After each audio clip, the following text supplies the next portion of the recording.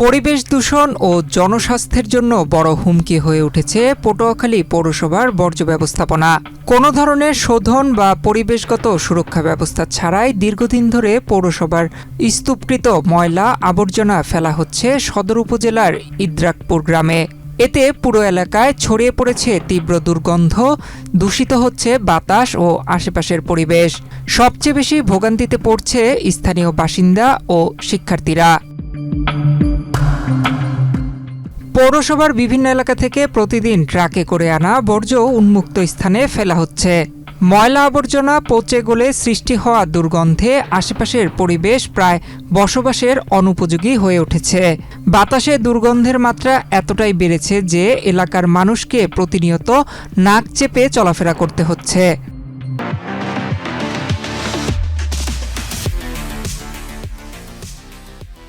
এই বর্জ্যের সবচেয়ে বড় প্রভাব পড়েছে ইদ্রাকপুর মহিলা দাখিল মাদ্রাসায়। শিক্ষা প্রতিষ্ঠানের ঠিক পাশেই ময়লা ফেলার কারণে দুর্গন্ধে শ্রেণীকক্ষে স্বাভাবিকভাবে পাঠদান ব্যাহত হচ্ছে।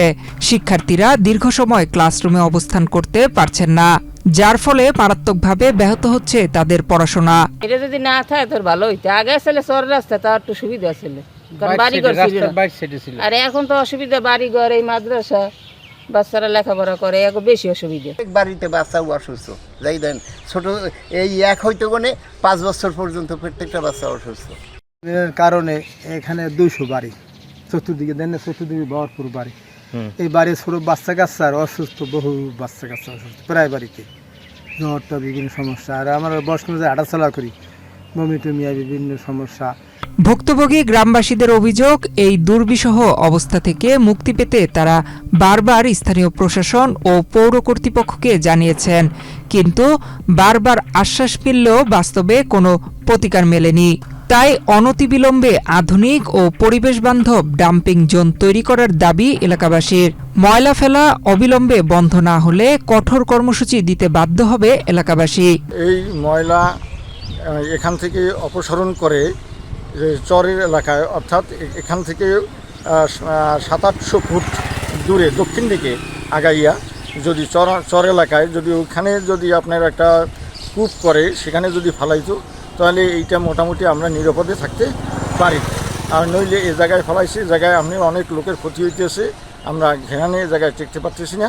খুবই এটা একটা বিপজ্জনক আমাদের জন্য, আমাদের বাচ্চাদের খুবই অসুবিধা হয়েছে। কেউ মানার মতো জিনিস না, আমরা তো সাধারণ মানুষ, আর কী করব? এটার জন্য কিচ্ছু আমাদের করা না। একবার মানব বদনাম করছি, আশ্বাস দিয়েছে, কোনো ফলাফল আমরা পাই না। এই দেখেন পাশে বাড়ি দেয়া, এই একটা বাড়ি, এই এলাকা ঘনবসতি এলাকা, এইভাবে চলতে আছে। এটার জন্য বহু সাংবাদিক আইছে, আইছে, ওই খালি কইয়েই যায় বা নিয়েই যায়। তারা এর পরিপ্রেক্ষিতে আমাদের কিছু ওই খালি সান্ত্বনা উঠুক, আর কিচ্ছু না। এ বিষয়ে পটুয়াখালী পৌরসভার প্রশাসক মোহাম্মদ জুয়েল রানা বলেন, লোহালিয়া এলাকায় একটি আধুনিক ও পরিবেশবান্ধব ডাম্পিং জোন নির্মাণের কাজ চলমান রয়েছে। 2027 সালের ফেব্রুয়ারি মাসে প্রকল্পটির কাজ শেষ হওয়ার কথা। এরপর ইদ্রাকপুরের অস্থায়ী ডাম্পিং জোন সরিয়ে নেওয়া হবে। আমরা এখানে অস্থায়ীভাবে সর্বোচ্চ চেষ্টা করা হয়েছে যাতে পরিবেশ রক্ষা হয়, যদিও কিছু অভিযোগ রয়েছে, আমাদের আর বিকল্প জায়গা আমরা পাচ্ছিলাম না।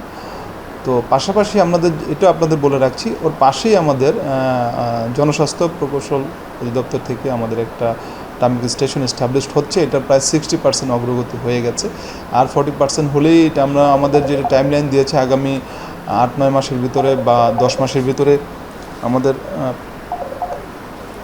ওই ডাম্পিং স্টেশনটা আমরা পাবো। ওই ডাম্পিং স্টেশনটা পেলে আমাদের এই স্থায়ী একটা সমাধান হবে। পটুয়াখালী পৌরসভায় প্রতিদিন প্রায় 30 থেকে 35 টন বর্জ্য মজুদ হয়। বিশাল পরিমাণের এই বর্জ্য ব্যবস্থাপনার জন্য শহরে নেই কোনো সুনির্দিষ্ট ও আধুনিক ডাম্পিং জোন। ফলে গ্রামীণ জনপদকে অস্থায়ী ডাম্পিং করে দূষিত করেই চলছে এই বর্জ্য অপসারণের কাজ। নয়ন বিশ্বাস, বাংলাদেশ প্রতিদিন।